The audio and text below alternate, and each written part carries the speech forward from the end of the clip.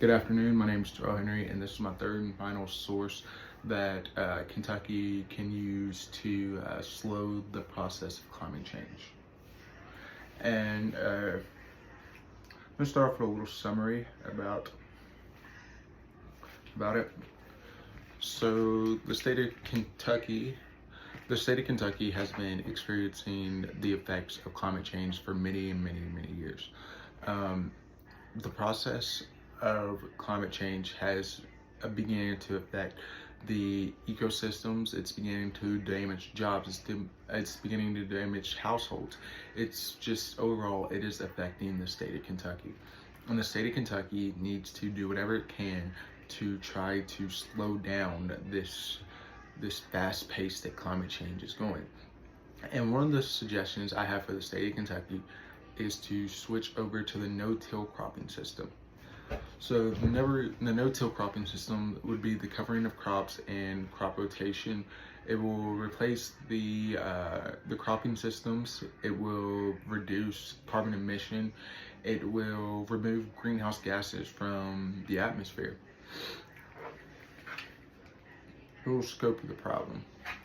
So the main problem with why this is an issue with the cropping system is because, and climate change in general, is simply because half of the state of Kentucky is used for farming. Kentucky is a big farming heavy state where honestly most of their resources are relied on through farming. Where big tobacco state, big wheat state, all those things have to do with farming. And with climate change coming and affecting the ecosystem and affecting the land types, affecting the temperature, all those things I just named, those are big factors when it comes to farming and how well a crop is produced, or how well, or even if a crop survives at that point. So with Kentucky being half the land in Kentucky being used for farming, it's a no-brainer that the state of Kentucky needs to take control of this climate change issue fast. And one example of where Kentucky has already seen the effect of climate change has to do with the Walnut Groves Farm. And the Walnut Groves Farm was affected by climate change. How was it affected by climate change? It was affected financially. It was affected financially by losing so many crops due to climate change that like I said, this is how some places make all their money is through farming. And when climate change comes in and changes your land, your temperature, how wet the land is, then your crops could possibly die. So with climate change affecting, and we're already seeing some people being affected financially, no one ever wants to see that. So we need to take control and switch over to the no-till cropping system. So the first steps that once we switch over to the no-till cropping system, we need to teach farmers how to maintain the no-till cropping system. So we need to be able to spread crop residue throughout the entire harvest. Once we spread the crop residue throughout the whole entire harvest, you're going to need a starter fertilizer.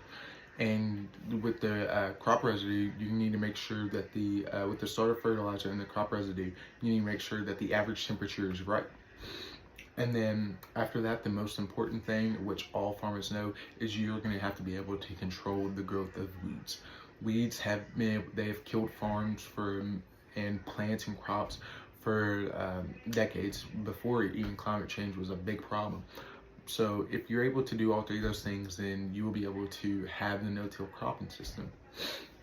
And whenever you might ask, what about winter? Whenever winter comes, the no-till cropping system also has that figured out for you.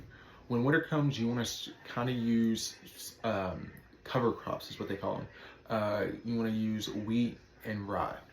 Rye is the best small grain crop that you can get. It is something that will be ready as soon as August, and you can plant it in December. So that's not a big turnaround, especially compared to what some of these other crops required. So I know some people might not care about the farm systems, but in 2024, the state of Kentucky should adopt the no-till cropping system. Farming is a big part of what makes the state of Kentucky what it is. It is a beautiful place, beautiful farmlands. Like I said, half of it's made up of farmlands. So switching over and reducing, you're going to reduce the carbon that's emitted into your environment.